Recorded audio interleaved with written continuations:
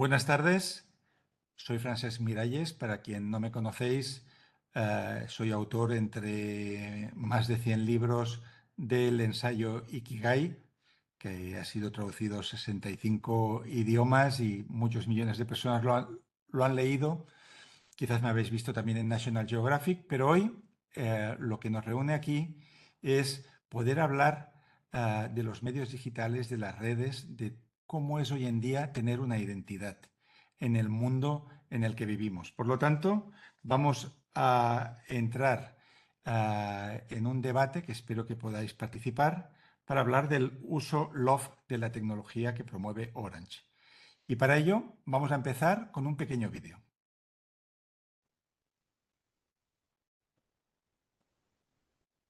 Buenas.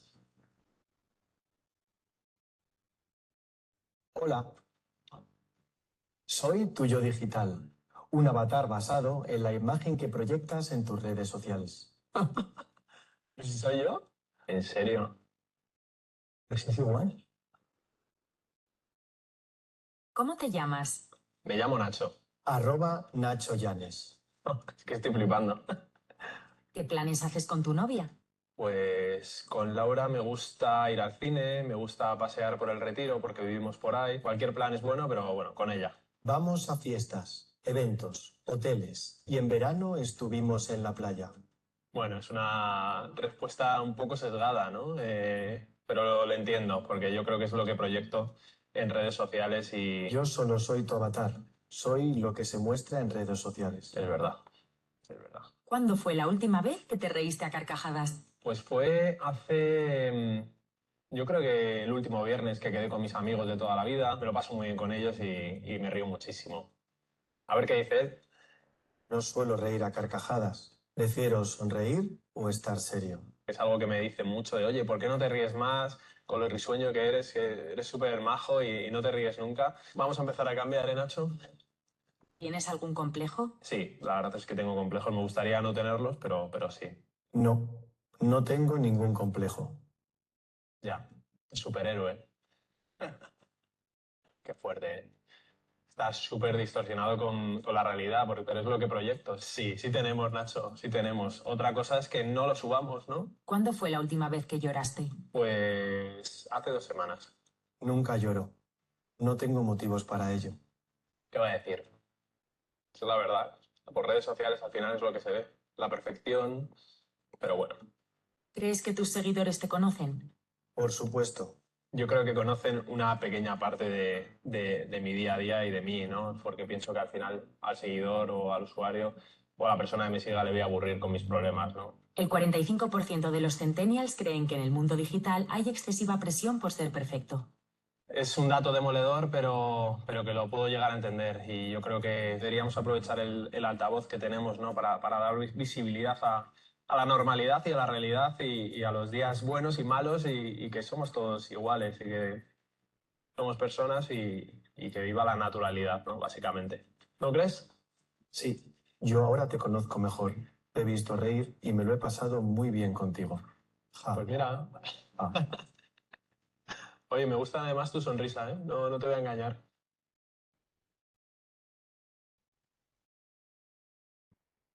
Orange. Muy bien, pues este vídeo nos ha servido para el pequeño seminario que vamos a hacer hoy y vamos a ver ahora, vamos a entrar en el curso. Para ello voy a compartir una serie de diapositivas, de imágenes, de visuales, con personajes que nos van a ayudar a entender qué es la identidad, tanto en el día de hoy, en la era digital, como en los aspectos más psicológicos y profundos de un ser humano. Entonces, vamos con ello.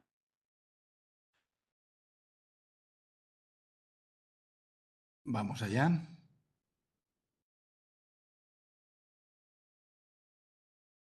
Sí. Pues este es el tema por el cual estamos haciendo hoy esta sesión, en la que espero que los que no nos están viendo en directo luego nos puedan ver en diferido. Y la idea es que nos dé a todos para reflexionar sobre qué significa la identidad, qué significa la imagen que proyectamos y de qué manera podemos tener una relación más saludable y más natural y más profunda con lo que es los demás a través de las pantallas y fuera de las pantallas. Por eso hemos titulado este taller online Distorsión de la imagen en el mundo digital. Y en este spot tan simpático y bien hecho que habéis visto de Orange, hay un momento en el que se habla del perfeccionismo y del 1%, que es lo que la gente muestra en las redes sociales. Si entramos en TikTok, en Instagram, en Facebook, en cualquier red, veremos a personas yendo a restaurantes de lujo con sus mejores ropas de vacaciones, pero no veremos a alguien normalmente en el lavabo de su casa ni con una factura por pagar. Por lo tanto, es una selección muy poco realista de lo que es la vida en sí. Por lo tanto, aquí lo que nos interesa hoy es la pregunta que obsesionó a este hombre que veis aquí en calzones y que de hecho no sé si habrá muchos espectadores, amigos, amigas que saben quién es a día de hoy. Fue el guía espiritual quizás más importante del siglo XX en la India, se llamaba Ramana Maharshi y él, siendo un niño, siendo un adolescente, soñó con la montaña de Arunachala, luego la encontró y ahí estableció su ashram y el ashram de Ramana Maharshi se basaba en personas que querían descubrir quiénes eran ellos. Por lo tanto, cuando alguien aparecía y pedía ser discípulo o discípula de Ramana, él los ponía a trabajar con la pregunta, ¿quién soy yo? ¿Quién soy yo? ¿Quién soy yo? Entonces, un encaramiento con el maestro o con uno mismo podría ser, y me voy a poner yo de conejillo de indias. ¿Quién eres tú? Me preguntaría Ramana. Yo digo, soy Francesc Miralles. Y él me diría, no, eso es solo tu nombre. ¿Quién eres tú? Pues soy un periodista y escritor de Barcelona, traducido a no sé cuántos. No, no, no, no. Eso es tu profesión, tus méritos, quizás. ¿Quién eres tú? Soy hijo de una modista y de un auxiliar administrativo.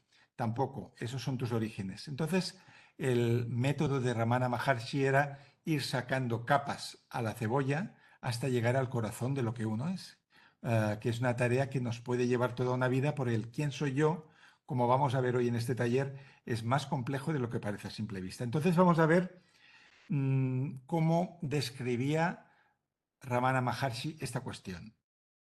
¿Quién soy yo? Y nos decía, yo no soy mi cuerpo, soy más.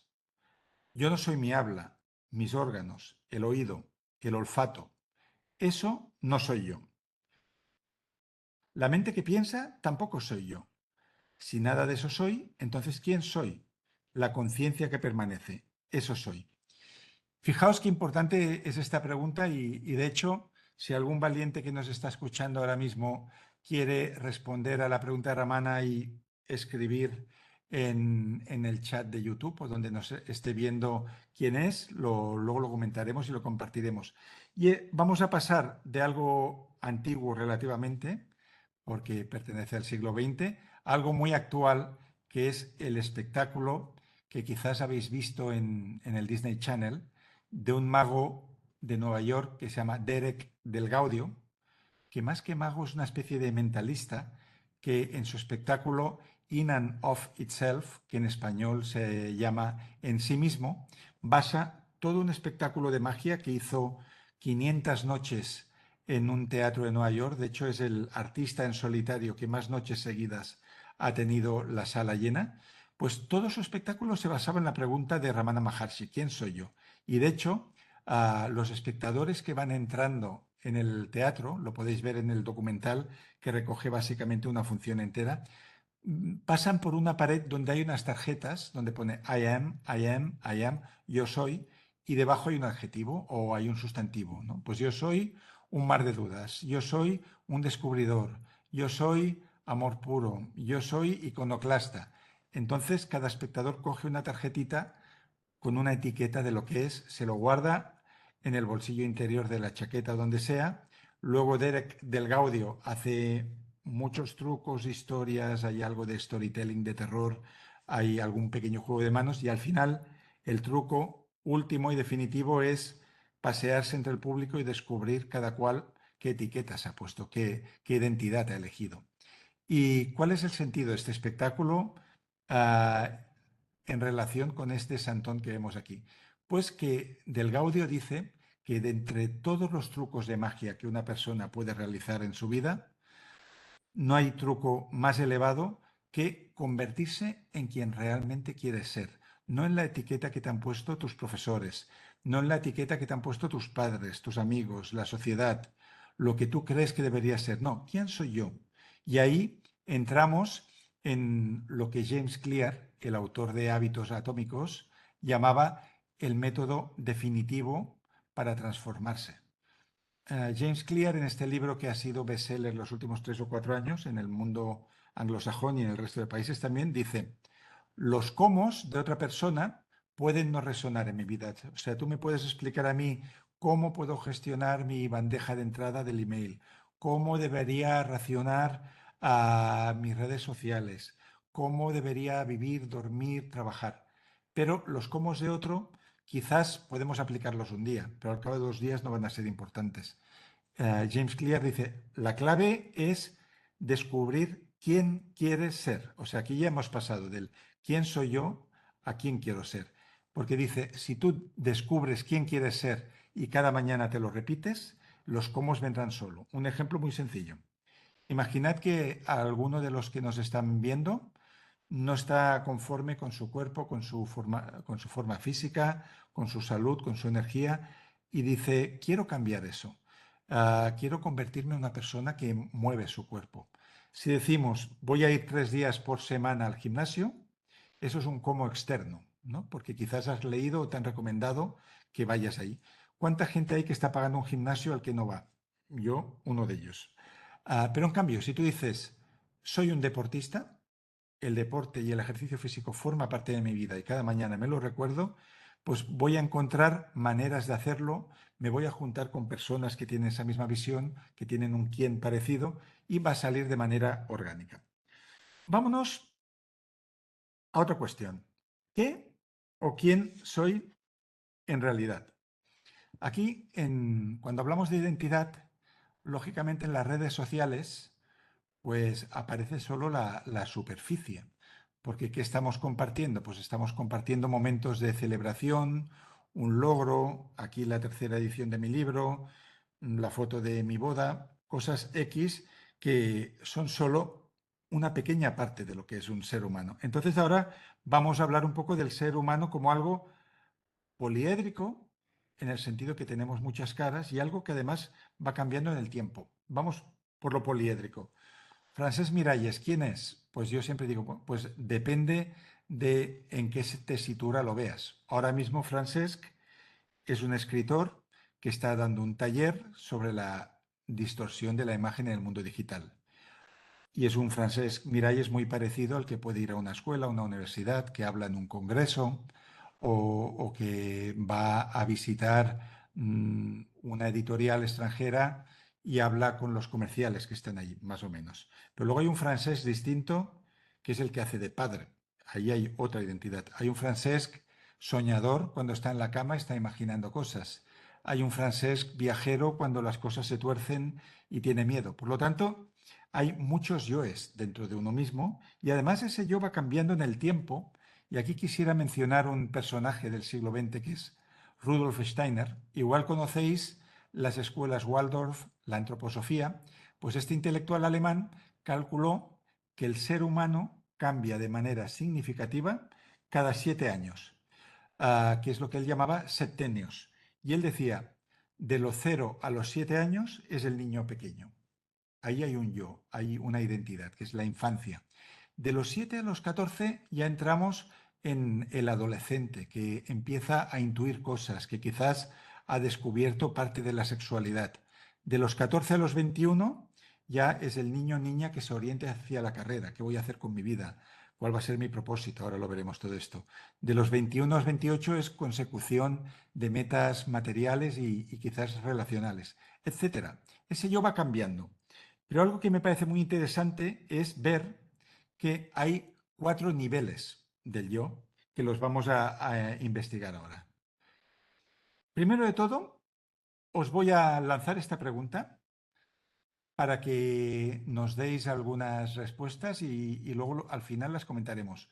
Que enlazando un poco con lo de Ramana Maharshi del quién soy yo, cuando ya has quitado todas las capas de profesión, de nombre, de riqueza, de orígenes, es que uno solo posee aquello que no puede perder en un naufragio. Y la pregunta que os hago es, ¿qué es lo que no podemos perder en un naufragio? Pues ahí queda la pregunta. Luego, si queréis, yo os la voy a responder. Aquí tenemos a Carl Gustav Jung, que quizás lo conocéis por algunas palabras que él nos legó y que hoy en día son comunes en nuestra manera de analizar el ser humano a nosotros mismos. Por ejemplo, el modelo introspectivo extrovertido.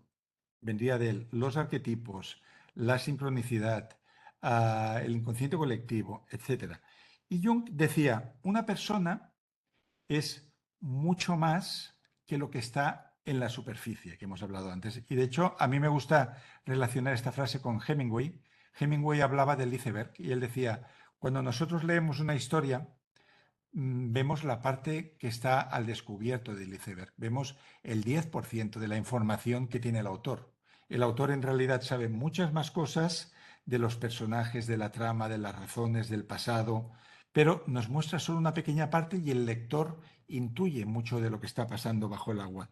Pues Carl Gustav Jung decía que lo mismo sucede en cualquier ser humano. Cuando hablamos de identidad, no nos podemos quedar solo con lo evidente, con lo obvio, sino que también forma parte de nuestra identidad nuestros sueños, el inconsciente que se revela a veces cuando cometemos un lapso y decimos una cosa en vez de otra, el lapsus linguae, que revela quizás un deseo oculto, asociaciones que hacemos, el pensamiento lateral, y de hecho Jung descubrió que hay señales muy sutiles que nos llevan a través de las casualidades, las sincronicidades y que de los sueños y que lo que piden es que prestemos atención porque dicen cosas muy importantes de nosotros mismos. Por ejemplo, hay la típica anécdota de que Jung estaba visitando a una paciente en su consulta en Suiza y la paciente habló que había soñado con un escarabajo de oro.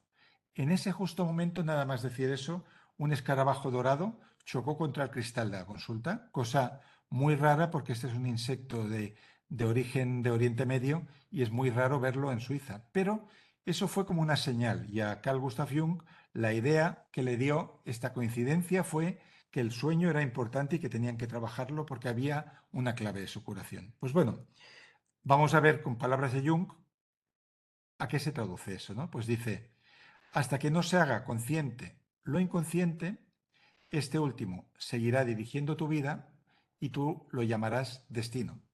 Aquí en realidad está hablando de esto que llamamos popularmente piloto automático, ¿no? Muchas cosas que hacemos las hacemos por inercia, porque las hemos repetido muchas veces y ya ni siquiera decidimos que vamos a hacer eso. De hecho, se calcula que entre un 80 y un 90% de las cosas que hacemos son de manera inconsciente, son de manera automática. Por lo tanto, cuando queremos cambiar nuestra vida, cuando queremos cambiar nuestros hábitos, vivir de una manera más saludable, relacionarnos de una manera más saludable, pues lo que hay que hacer es hacer emerger esa parte hundida del iceberg y ver qué está pasando, ¿no? Por ejemplo, ¿por qué me enfado siempre cuando pongo un WhatsApp y al cabo de 5 minutos veo que la persona está en línea pero no me lo han contestado? ¿Qué es lo que produce que yo me enfade, que yo me decepcione, que yo me desilusione con esa persona? Es quizás un miedo que yo tengo a perder mi privilegio en la relación con esta persona, es inseguridad, etcétera. Pues eso, hacer consciente lo inconsciente. Entonces vamos a lo que hablábamos antes, que yo creo que es muy interesante, que es cuántos yoes viven en mí. Porque sí que es cierto que vamos a dar hoy atención al primero que vais a ver aquí, que es la parte pública. Lo que los demás ven y nosotros también. Básicamente esa parte pública es lo que mostramos en las redes sociales. Yo, por ejemplo, uso poco mis redes sociales para compartir cosas privadas. Sí que a veces explico pequeñas historias, pero tienen relación con mi trabajo, con mis libros, con mis conferencias. Entonces, la parte pública, que sería lo que compartimos a través de nuestro móvil, de nuestro ordenador, pero también lo que mostramos a nuestros compañeros de trabajo, de facultad, quien sea, es lo que los demás ven y nosotros también. Por lo tanto, sería interesante que esa parte pública no estuviera muy separada de lo que la persona íntimamente es, porque si no aquí lo que puede haber es una separación tipo Dr. Jekyll y Mr. Hyde. Imagínate a alguien que se presenta en las redes como el mejor vendedor del mundo, el más mejor de todo, pero luego en su vida íntima es alguien terriblemente inseguro, insatisfecho. Pues no es una manera saludable de estar. Pero atención, que hay una segunda parte de la que no solemos ser conscientes, que es esta. La parte ciega, que es lo que los demás ven y nosotros no. Creo que esa parte es más interesante que la primera incluso. ¿Qué ocurre? Que todos pensamos que estamos proyectando una imagen determinada, pero eso no significa que la imagen que llegue a los demás sea exactamente como la vemos. Y podemos poner un ejemplo, los que tenéis ya cierta edad y nos estáis viendo ahora mismo, de lo que pasaba cuando grabábamos nuestra voz con una cinta de cassette. Yo, Francesc, oigo mi voz pues a través de mi cuerpo. Ya me llega deformada y me llega amplificada de una determinada manera. Cuando me la enseñan en una grabación, quizás no la reconozco o veo unos sonidos que no sé qué yo hago o detecto cosas que me incomodan, igual que con las fotografías, ¿no? Pues la parte ciega que los demás ven y nosotros no, de hecho, es la que más nos podría hacer crecer en nuestro proyecto de vida. Y aquí la única manera de acceder a ello, porque si decimos que es la parte ciega es porque no somos capaces de verla, es pidiendo feedback. Y aquí voy a concretar aún más y os diré la técnica de Héctor García, el coautor de Ikigai, que él dice que el feedback que se pida ha de ser siempre negativo. Pongamos un ejemplo. Imaginemos que alguien que nos está viendo es una grandísima fotógrafa, por ejemplo, y presenta una exposición sobre edificios abandonados de Madrid. Y la exposición se presenta en un lugar, vienen familiares, vienen amigos, viene gente que sabe de fotografía y queremos saber esta parte ciega de nuestro trabajo, de qué es lo que los demás ven en mi trabajo y yo no veo. Pues según Héctor, lo que habría que hacer es coger a los 2 o 3 que tienen un mayor conocimiento sobre este arte, sobre la fotografía, y preguntarle, ¿qué fotografías te han gustado menos y por qué? ¿No? Porque, a ver, las palmaditas en la espalda vienen muy bien y nos gusta gustar y nos gusta agradar y complacer. Pero si realmente queremos crecer, tendremos que entender esa parte ciega y ver qué aprendizajes tiene. Pues igual hay alguien que dice, mira, las fotos 3, 8 y 9 para mí son demasiado parecidas, tienen un mismo punto de vista. Quizás podrías haber elegido otras, ¿no? O para mí, este objeto que tiene aquí relevancia no es tan interesante como lo que me quiere mostrar el fotógrafo, etcétera. Vamos a la tercera parte, la parte privada, que es lo que los familiares y amigos íntimos ven. Ferran Ramón Cortés, un gran experto en comunicación y amigo, y él dice que esa parte privada la ve solo la gente que dejamos cenar en la cocina de nuestra casa. ¿Por qué? Porque en la cocina de nuestra casa pueden haber platos sucios, puede haber desorden, puede haber un poco de suciedad, está nuestra vida íntima. Por lo tanto, ese amigo, ese familiar, esa persona, ese compañero de trabajo que se sienta en la mesa de la cocina y comparte un lugar tan íntimo como es esa parte de la casa, pues forma parte del C, que es los familiares y amigos íntimos, que conocen quizás pues nuestras inseguridades, nuestros deseos, aquello que pretendemos, aquello que nos molesta, aquello que nos hace humanos. Y la última es la parte secreta, que es lo que solo sabemos nosotros. La parte secreta sería aquello que no queremos compartir con nadie. Pues si vemos la historia íntima de personajes conocidos, pues descubriremos hombres que secretamente se vestían de mujer en épocas muy pasadas o personas que tienen un hobby, una afición que no les gusta que sepa el resto del mundo. Yo, por ejemplo, a veces sorprendo a la gente en las conferencias, a mí me identifican con la psicología, la espiritualidad, las tendencias de desarrollo personal y a eso dedico el 95% de mi tiempo consciente. Eso es cierto. O sea, tengo mi mesa, que ahora no la veis, llenísima de libros, de artículos que estoy preparando para el país.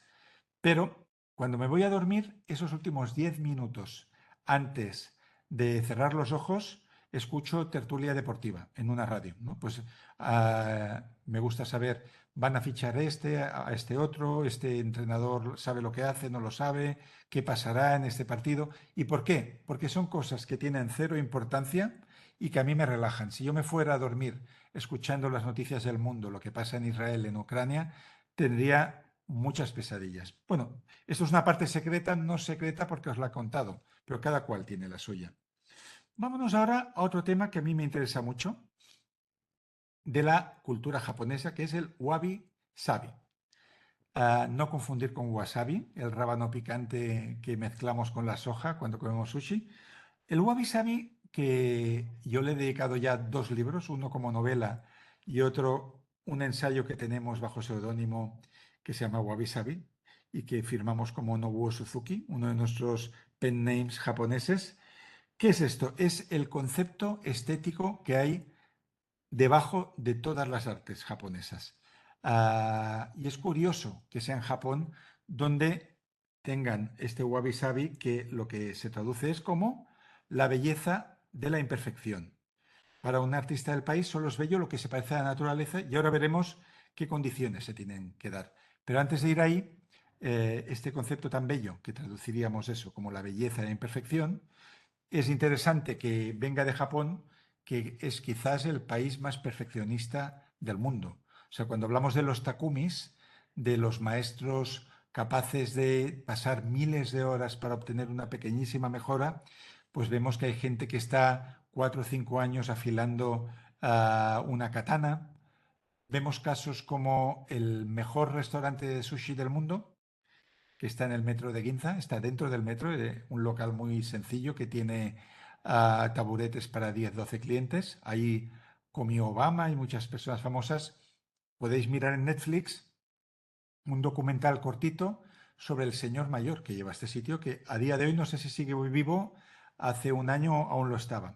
El documental se llama Hiro, con J, Dreams of Sushi, los sueños de sushi de Hiro, del señor Hiro, y es un hombre de 90 años que hace 70 años que abre su restaurante en el metro, que va personalmente al mercado a elegir los pescados, que prepara personalmente el arroz, que cuando entran los clientes él observa cómo el cliente se sienta y por la postura ya adivina si es zurdo o si es diestro para ponerle los palillos en un lugar o en otro.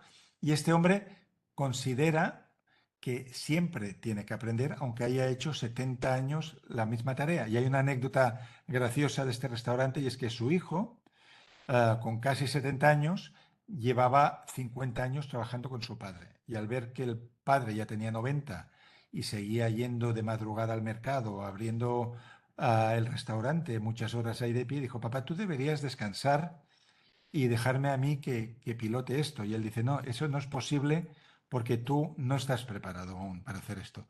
Solo llevas 50 años haciéndolo. O sea, fijaos hasta qué punto los japoneses son perfeccionistas. Gracias a eso se produjo el milagro económico y lograron superar a sus competidores primero en electrónica y luego incluso en coches, ¿no?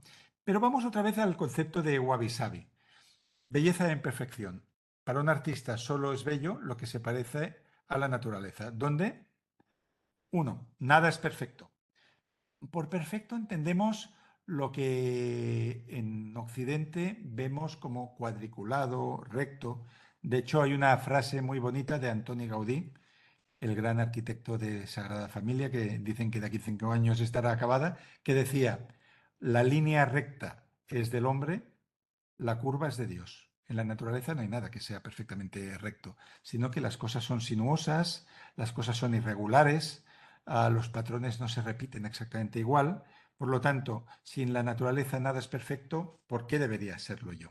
Y de hecho, las redes sociales provocan mucha ansiedad en muchos jóvenes por esa necesidad de parecerse a no sé quién, de ser perfecto, de hacerlo todo bien, cuando en la naturaleza no es así. Segunda condición, nada está terminado. Y eso es una buena noticia. Un árbol nunca está terminado, siempre está creciendo, pierde hojas, gana otras, muere, renace, está cambiando. Y el ser humano también. Estamos cambiando todo el tiempo, estamos progresando.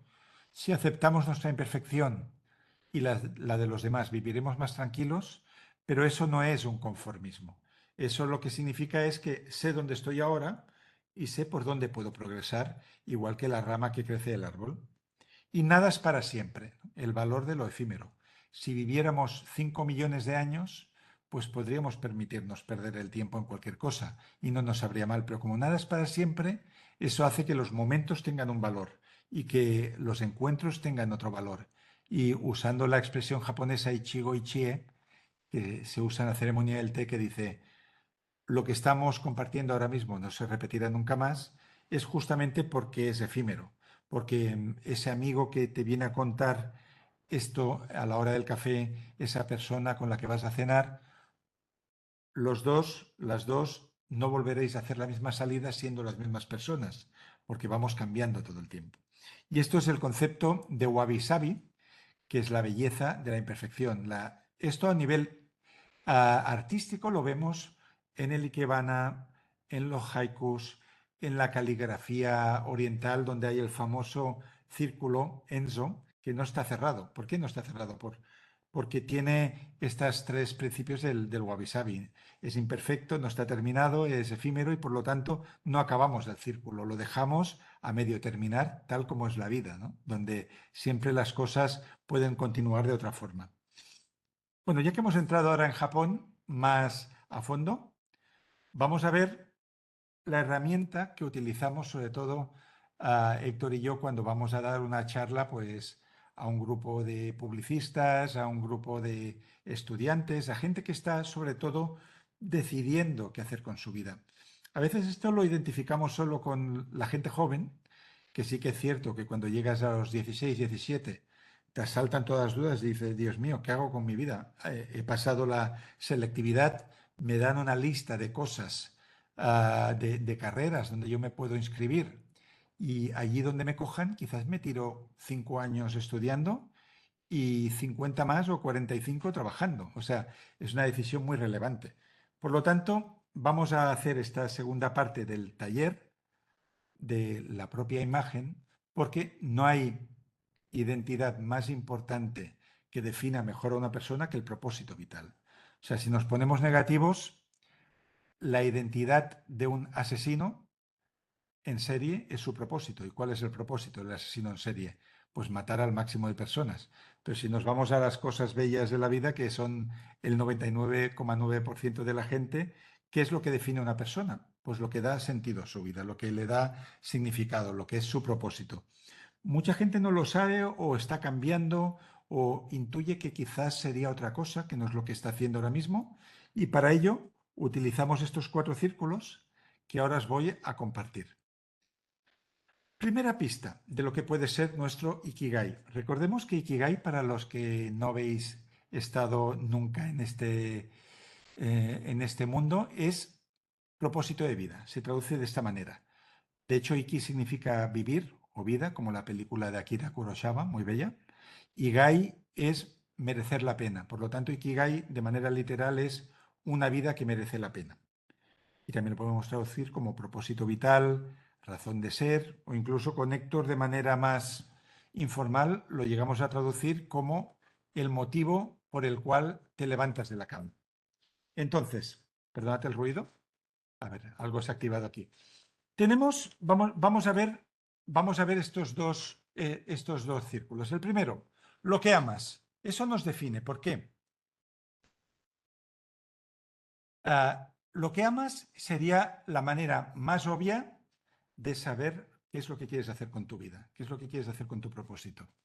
Cuando tú preguntas a un estudiante que ha de elegir la carrera que va a hacer, qué es lo que tú te gusta más por encima de todas las cosas, pues aquí podemos tener el problema de que a veces nos gustan muchas cosas, nos gustan muchas diferentes direcciones que podríamos tomar.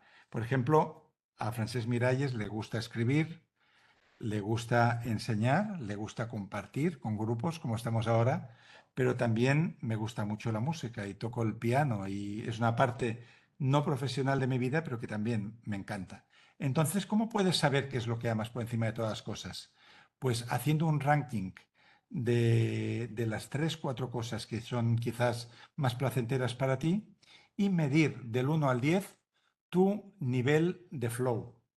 ¿Qué es el flow? El flow es, tal como decía Mihai Csikszentmihalyi, el autor del libro Fluir, que murió ahora durante la pandemia, es esa situación en la cual tú estás haciendo algo con tanta pasión, con tanta inmersión en lo que haces, que fluyes de tal manera que no te das cuenta ni siquiera del tiempo. Por lo tanto, puedes haber estado una hora haciendo algo, pero tú tienes la sensación de que ha pasado un minuto, de que han pasado unos segundos.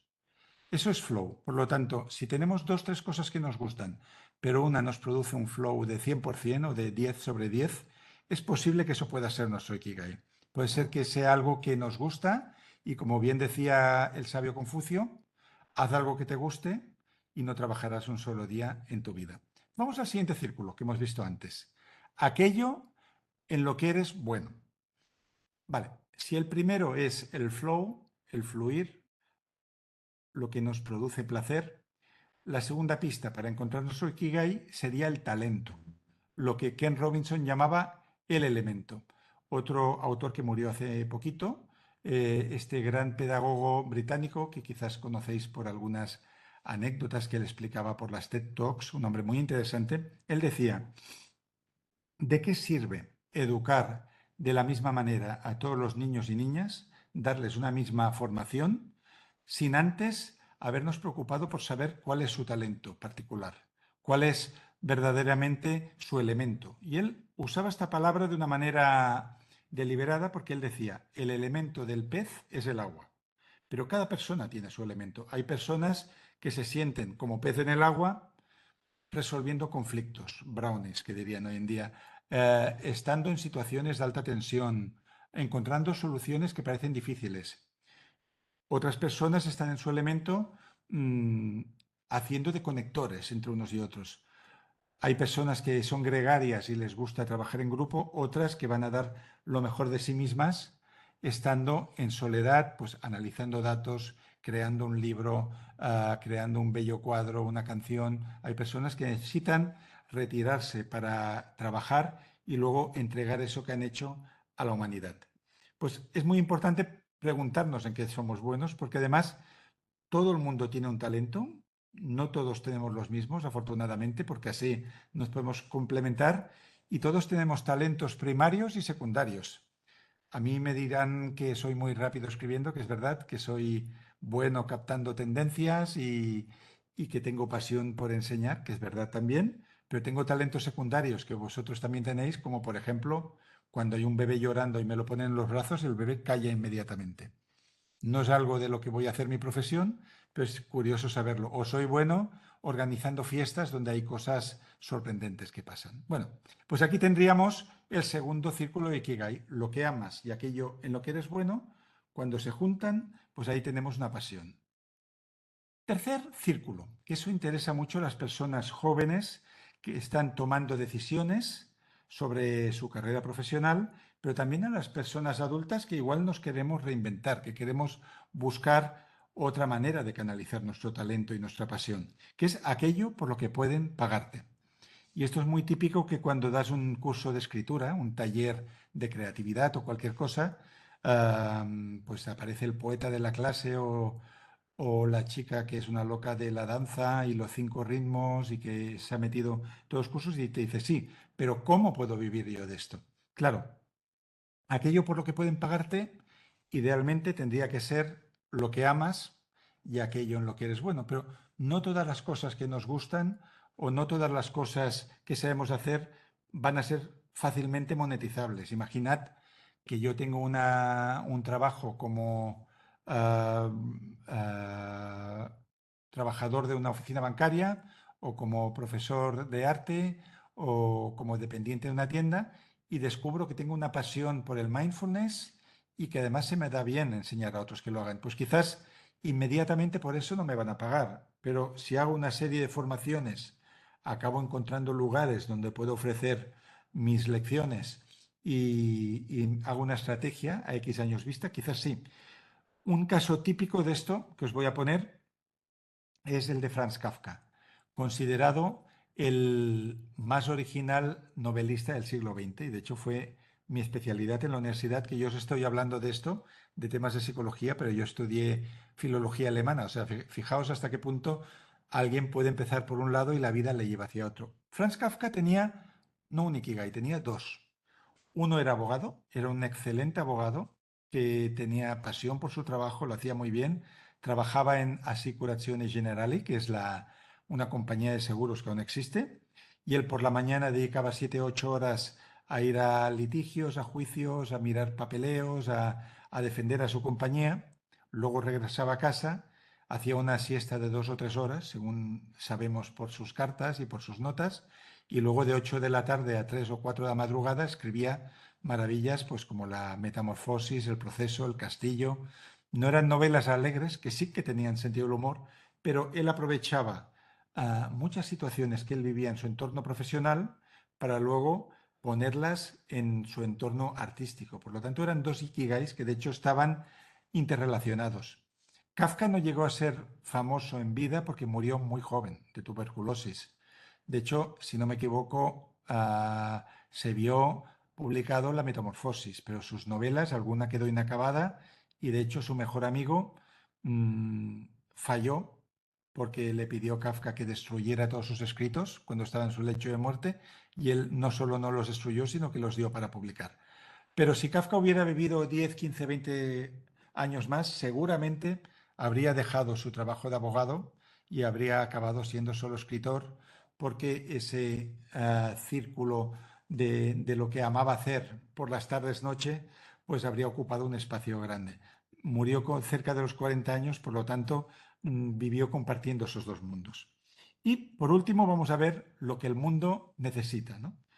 Es genial que te guste tu trabajo, que seas bueno en ello y que te paguen ya es la bomba, porque entonces tienes pasión y profesión en un mismo centro de ti mismo, pero lo que hemos visto, sobre todo durante la pandemia, es que la generación actual, las generaciones actuales, perdón, en plural, desde los millennials y las que van a venir después, no es suficiente con un salario para ir contento a un trabajo y quedarte ahí un montón de años, que es lo que hicieron nuestros padres y nuestros abuelos.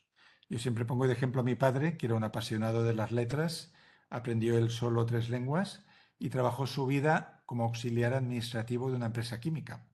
Y yo creo que ese trabajo a él no le apasionó ni el primer día ni el último, simplemente lo vio como una salida profesional que le daba un dinero con el cual podía atender a su familia y los gastos suyos propios de comprar libros, de ir al cine, de hacer unas vacaciones, y no se planteaba que tenía que ser feliz en el trabajo. Pero cuando vemos las generaciones más jóvenes y talentosas de las profesiones que están más buscadas, ¿no? Que son programadores, expertos en inteligencia artificial, diseñadores, marketing, etcétera, hay mucha movilidad de gente que cambia de una carrera a la otra y eso es un problema. Si leéis el libro de Walter Isaacson, el último, sobre Elon Musk, él dice, es casi imposible contratar a gente que sepa inteligencia artificial porque cualquier persona que haya trabajado en cualquier sitio un poquito de esto te pide 1 millón de dólares como fichaje, aparte de lo que es ya el sueldo, ¿no? Entonces, ¿qué es lo que hace que una persona se quede en un trabajo, eche raíces y sea feliz allí? Pues básicamente dos cosas. Una, sentir que en este trabajo tienes la oportunidad de crecer. Si yo en mi trabajo cada día no es igual que el anterior, no estoy repitiendo cosas maquinales, me dejan hacer uso de mi creatividad, me dan posibilidades de formarme, puedo ir cambiando un poco de foco, con lo cual ya dejo de actuar por pura inercia. O sea, crezco como persona. Y segundo, si siento que mi trabajo está haciendo un mundo mejor, es muy posible que yo quiera quedarme ahí. Entonces aquí estamos ya completando la flor del Ikigai, que es lo que el mundo necesita. De hecho, como observador de los cambios sociológicos, que es a lo que me dedico también aparte de escribir libros, en los artículos que voy publicando, durante el final del confinamiento escribí un artículo para El País donde hablaba de lo que en inglés fue traducido, diríamos, la gran renuncia. la gran desbandada, a veces lo traducimos. ¿Qué es lo que sucedió? Que durante los meses de confinamiento en Estados Unidos, las personas más insatisfechas, sobre todo las que tenían oficios más maquinales como camareros, trabajando en almacenes, en logística, en trabajos donde, de hecho, podían hacer lo que haría una máquina si estuviera bien diseñada. Estas personas pues quedaron en stand-by durante el confinamiento y cuando acabó esa etapa les ofrecieron sus empleos de vuelta. ¿Y qué sucedió? Que en esa gran desbandada que sorprendió a todo el mundo fue que en solo 2 meses 8 millones de personas renunciaron a sus trabajos en Estados Unidos. ¿Por qué? Porque habían tenido tiempo para pensar y pensaron, bueno, me arriesgo a estar sin dinero o a vivir de una manera más precaria o de prestado o de ahorros, porque me gustaría encontrar algo que fuera lo que amo, que estuviera conectado con mi talento, vivir de esto y que además aporte algo al mundo. Por lo tanto, el Ikigai, que este es un ejercicio que ahora hemos hecho muy rápidamente porque tampoco tenemos mucho más tiempo, yo os propongo que una vez al año os cojáis un folio, escribáis, tracéis los 4 círculos y pongáis el máximo de cosas en cada uno de ellos porque nos sirve para saber dónde estamos ahora mismo en relación a nuestro propósito.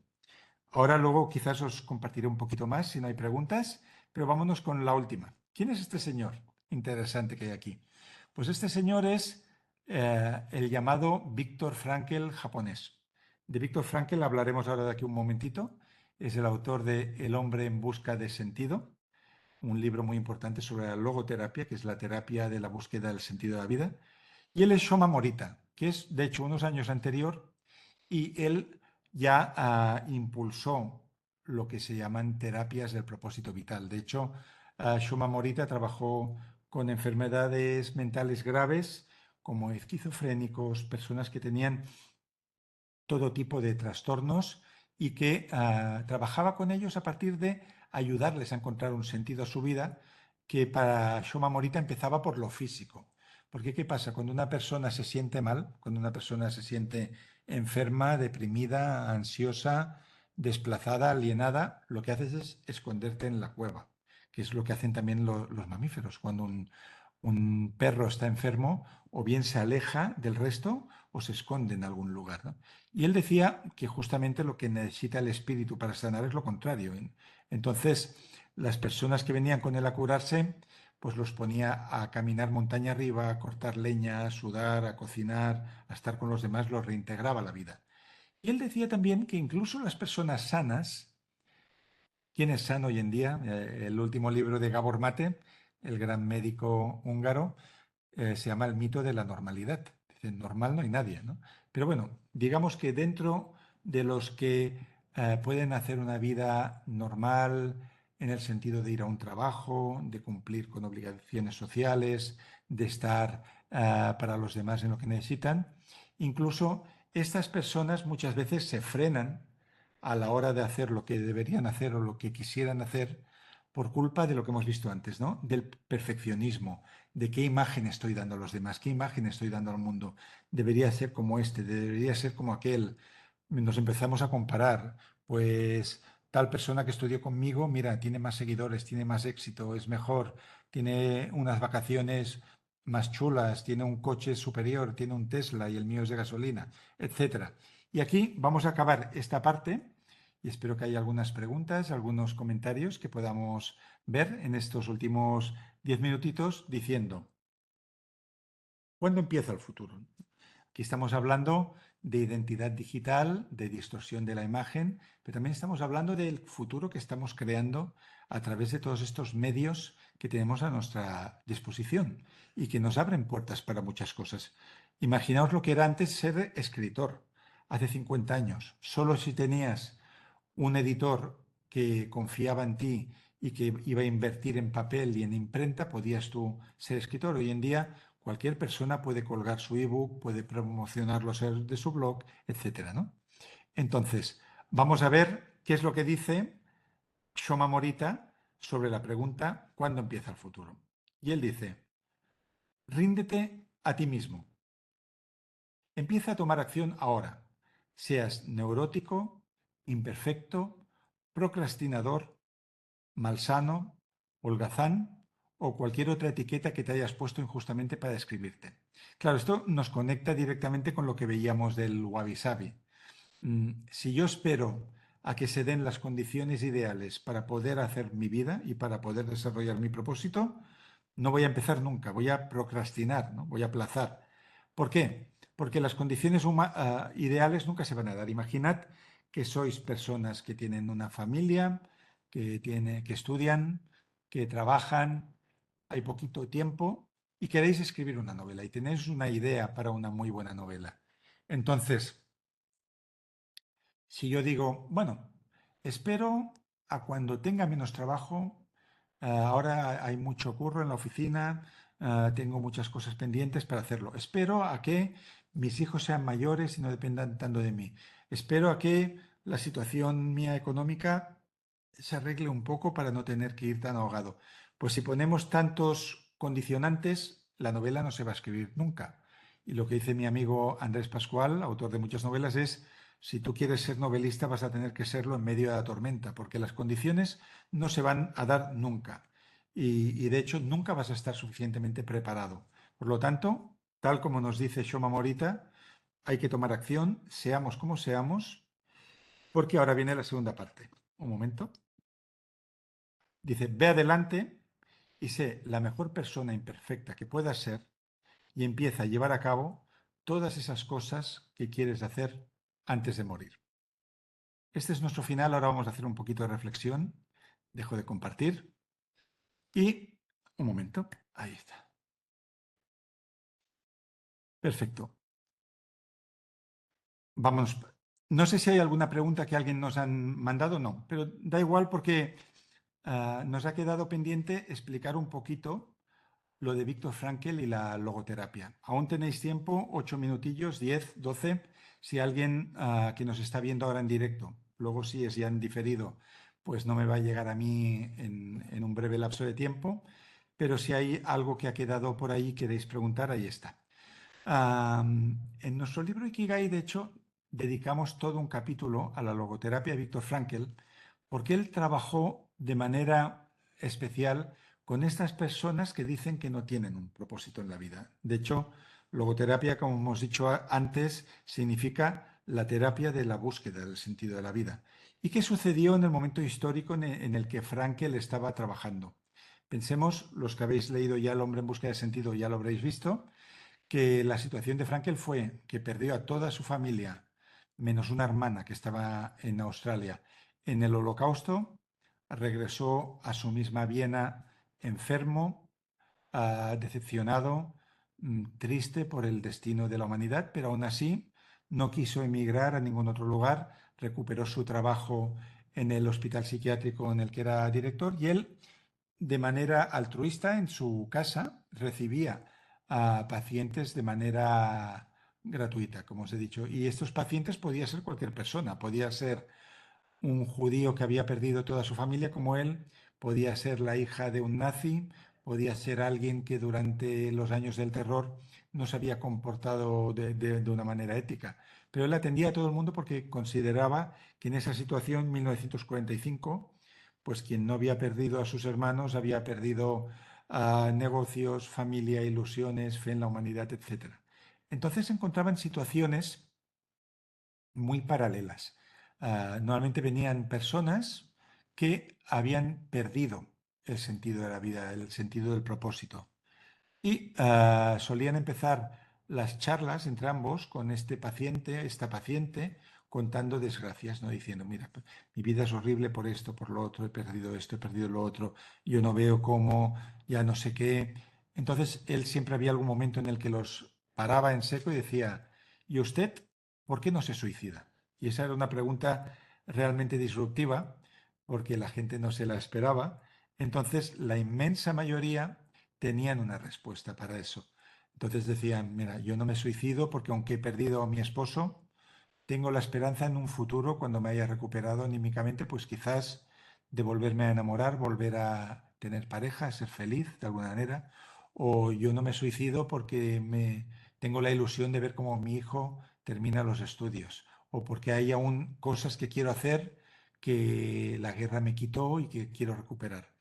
Y eso lo que daba a Viktor Frankl era una pista muy importante de algo que esa persona tenía que poner en su día a día, que lo tenía que dar espacio, que dar tiempo, ¿no? Pues si a ti te apasiona el piano, como el protagonista de Soul, de Pixar, pues cada día resérvate una hora para poder tocar un instrumento. Si no tienes, te vas a algún lugar donde haya uno y por lo tanto puedas poner esa pasión en tu día y que se convierta en Ikigai. Entonces, eso era lo primero que decía Víctor Frankl, pero aún así, a veces, sobre todo gente joven, le decía, yo es que no sé ni qué contestar de por qué no me suicido, porque yo ni me gusta nada, ni tengo ningún propósito, ni sirvo para nada. O sea, eran personas que no tenían ninguna conciencia de estos 4 círculos del Ikigai que hemos visto. Y para ellos, Víctor Frankl tenía su respuesta. Ahora contestaremos una pregunta que muy amablemente nos ha compartido Ana. Él decía, si no tiene usted un propósito en la vida, yo le regalo uno. A partir de ahora, su propósito será descubrir cuál es su propósito en la vida. Y los ponía a caminar. Y eso me va a servir ahora para explicar muy rápidamente, porque vamos a contestar a Ana, qué hacer cuando estamos hablando con alguien, un compañero de trabajo, un hijo, un amigo, un hermano que ha perdido el sentido. Aparte de enseñarle los 4 círculos, si queréis, e intentar analizar qué es lo que le gusta, en qué es bueno, etcétera, hay varias cosas que podemos hacer. Una de ellas sería lo que me propuso una vez Alejandro Jodorowsky, estando en su casa en París. Me dijo, a través de lo que no te gusta, se llega a lo que te gusta. Entonces, anota todo lo que no te gusta de tu vida y mira cuál es el denominador común y vete a lo contrario. Ejemplo de Francesc. Yo en todos los trabajos en los que he estado en oficina nunca he sido feliz y no he estado cómodo y trabajé como editor, vendedor, oficinas de logística de diferentes cosas, pero a mí no me gustaba estar delante de un ordenador fichando en mi escritorio. Y eso me lleva a pensar que si en todas las oficinas, en todos los lugares fijos donde hay que fichar, yo he sido infeliz, mi identidad feliz está en todo lo contrario, que es un trabajo que me permita moverme, viajar, cambiar de escenarios, cambiar de personas, cambiar de público y quiere decir que hay que ser freelance. Esta es una. Ver por el test negativo qué es lo que no nos gusta y eso nos llevará a lo que nos gusta. Luego, si la persona que está perdida ahora mismo es alguien adulto, lo que nos propone Randy Pausch en la última lección, que es una conferencia muy bonita que podéis ver en YouTube, que él dio antes de morir tras ser diagnosticado de una enfermedad terminal, lo que propone Randy Pausch es rescatar los sueños infantiles, porque todos los niños y niñas están cerca de su ikigai. Cuando observamos niños pequeños, hacen lo que aman. Pues hay unos que bailan, uno se sube a una silla y cuenta historias, el otro está con sus manualidades y es más artista, etcétera. Todo eso lo vamos perdiendo con el tiempo y de hecho lo que él propone es que recuperemos todo aquello que habíamos querido hacer de pequeños, sueños que teníamos apuntados, deseos que quizás han ido quedando enterrados por el polvo del tiempo, de las obligaciones, de la educación, de tantas cosas. Y por último, yo diría, antes de contestar a la pregunta, que prueba y error. ¿Cómo avanza la ciencia? ¿Cómo avanzó Edison en la creación de la bombilla? Pues probando todos los materiales posibles, más de 1000, hasta que encontró uno que podía encenderse y no fundirse al momento y con eso se hizo la bombilla. ¿Cómo descubre alguien que no sabe cuál es su propósito? Su Ikigai, su misión en la vida. Pues saliendo al mundo, porque el Ikigai no te vendrá a buscar a tu sofá si estás quieto, conociendo personas, ofreciéndote para trabajar en fundaciones, viajando allí donde puedas, leyendo libros nuevos, viendo documentales de proyectos interesantes y de toda esta influencia de cosas del mundo, al final puede sonar la campanilla y decir, uy, esto podría ser lo mío. Pues ya hemos visto algunas pistas. La pregunta nos viene de Víctor, muchísimas gracias Ana, y nos dice, hola Francesc, me encantaría preguntarte si conoces casos que te hayan llegado de personas que han seguido el método Ikigai y han encontrado su verdadero propósito y cuánto tiempo tardaron en hacerlo. Muy buena pregunta y voy a poner 2 ejemplos. Uno, Antes hemos hablado de personas que tienen una determinada profesión, quizás incluso una pasión, y de repente ese Ikigai se termina, dices, uy, esto que me gustaba tanto, ahora ya no me entusiasma de la misma manera, ya no me hace tanta ilusión. Parece como que ya he cumplido un ciclo, ¿no? Y estás buscando algo nuevo. Esto le pasó un poquito a mi amigo Andrés Pascual, que antes lo mencioné. Él era abogado porque había recibido el despacho de abogado de su abuelo, había estudiado derecho. Durante unos años fue feliz haciendo eso, pero en un viaje en el Tíbet descubrió que había un mundo ahí fuera, más allá de lo que él hacía en la jurisprudencia, y que había muchas historias que contar. De hecho, tras aquel viaje en el Tíbet, él escribió un libro que se llamó El guardián de la flor de loto. El libro se lo publicaron, le dio mucho placer el hecho de tener algunos primeros lectores y él dijo, yo quiero llegar a ser solo escritor. Pero ¿qué pasa? Que en ese momento lo que le estaba dando el sueldo, el dinero, era su despacho y su trabajo de abogado que hacía con toda la profesionalidad y cariño. Entonces trazó un plan. Dijo, bueno, poco a poco voy a trabajar cada vez menos de este Ikigai primario y voy a liberar tiempo para escribir más e ir aumentando ese Ikigai secundario que es escribir. En ese momento no se había escrito el método Ikigai, pero nos sirve de ejemplo porque es como si lo hubiera seguido, paso a paso. Y luego pondré un ejemplo célebre de alguien que sí lo hizo con el método en la mano. Básicamente Andrés Pascual tardó 10 años en completar toda esta transición de abogado a novelista y al cabo de ese tiempo, habiendo ganado ya algunos premios, teniendo libros traducidos a otros idiomas, habiendo vendido unos cientos de miles de ejemplares, entregó las llaves del despacho a un amigo y dijo, aquí termina esto. 10 años quizás es mucho, yo creo que en muchos casos se puede hacer en 3, 4 años, pero aquí hay que tener un plan. Y me hace mucha gracia la pregunta de Víctor, que es un ejemplo que os voy a poner porque es de alguien famoso. Yo, como os he dicho antes, como yoga mental, dedico unos minutos al día al fútbol, no más, ¿eh? Tampoco me gusta ver un partido ni aún menos ir a un campo y escuchar gente gritando cosas. Y yo recuerdo de cuando yo era pequeño, un delantero que estuvo en diferentes clubes, en el Real Madrid, estuvo en el Bayern, Robben, de cuando yo era adolescente, que dicen que es un delantero que siempre hacía la misma jugada, el mismo regate. Y cuando Ikigai se hizo muy famoso en Estados Unidos, en Inglaterra, en Holanda, en todas partes, porque en Estados Unidos habló del Oprah Winfrey y pasaron muchas cosas, un día recibo un mail de un señor que se llama Arjen Robben, y no me acuerdo cuál era ya su dirección de correo, tampoco la diríamos aquí, diciendo, usted dice en el método Ikigai que escribamos a nuestro escritor favorito y que le demos las gracias si el libro nos ha servido para repensar nuestra vida. A mí me ha servido, he leído los dos, Ikigai y el método Ikigai, estoy en un momento de cambio y justamente leer el método Ikigai me ha servido para pensar en mi próxima vida. Atentamente, Arjen. Yo miro ese nombre, que es un nombre poco común, digo, Arjen Robben. Digo, este hombre se llama exactamente igual que el futbolista calvo que yo he visto en tantas veces en fotos, en periódicos, en partidos. Entonces, cuando le contesté, agradeciéndole su correo, le digo, por cierto, este nombre, no serás tú el futbolista. Y él me dijo, sí, soy yo, y justamente faltan unos meses para que termine mi carrera y me ha ido muy bien aprender sobre el Ikigai para pensar en qué será mi vida a partir de ahora. Saludos desde Múnich, me dijo. Por lo tanto, sí que hemos recibido miles de correos y de mensajes de personas de todo el mundo, de la India, muchos, porque ahí Ikigai ha sido el libro más vendido durante 2 años, pero algunas personas conocidas como este futbolista me hizo mucha gracia que escribieran para dar las gracias y que incluso una persona así, que durante toda su vida laboral, profesional, gana muchísimo dinero, también llega un momento en que eso se termina. En el caso del deporte es por edad, por condición física, y eso se termina y por mucho dinero que tengas, tú tienes que pensar qué vas a hacer con ese océano de tiempo que hay delante de ti. Y lo mismo que lo suceda a un jubilado o a una persona que deja de trabajar por cualquier razón, necesitamos un ikigai para cada parte de nuestra vida. Muy bien.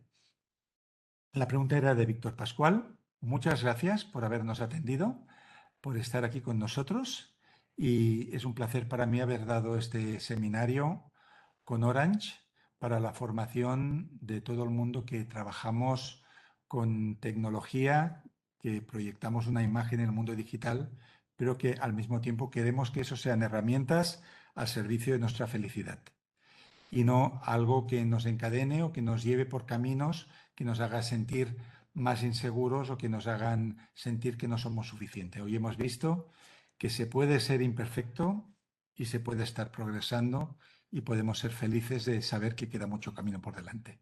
Muchísimas gracias a todos vosotros y vosotras. Gracias por estar aquí.